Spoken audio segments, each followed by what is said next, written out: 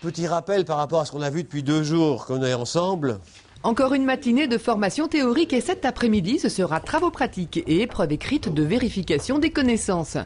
Les 9 chauffagistes expérimentés inscrits à la formation pour obtenir l'appellation Calibois sont concentrés. Ils ont 3 jours pour intégrer l'enseignement du formateur expert sur le fonctionnement d'une chaudière bois, bien différent de celui des chaudières fioul ou gaz. Dimensionnement de la chaudière, calcul des déperditions et des consommations, circuits primaires et secondaires, tout est étudié. Ce qui les étonne le plus dans la formation, c'est la composition chimique du bois et ce qui en découle dans la combustion. C'est très très particulier. C'est à la fois très compliqué et très simple dès qu'on l'a compris. Le formateur ainsi que la plateforme pédagogique de formation sont agréés par QualiTENR. Une rigueur qui garantit les compétences des entreprises qui sont formées et qui s'engagent à respecter les 10 points de la charte qualité Calibois.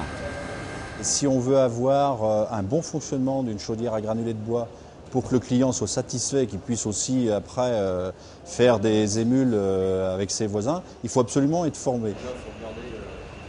Moi, ce qui m'intéressait, c'est de savoir comment gérer l'énergie bois dans une station de chauffage.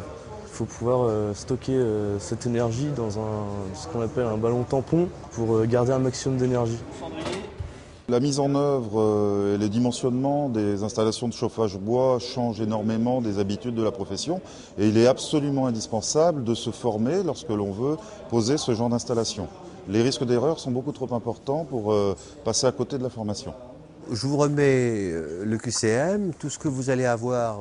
Fin de la formation, les stagiaires devront réussir le questionnaire à choix multiples de validation des connaissances acquises où ils ont le droit d'utiliser leurs documents de cours.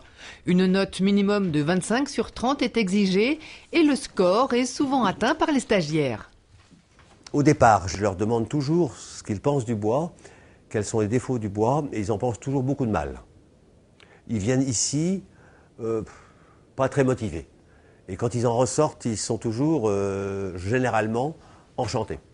Donc ils ont appris plein de choses.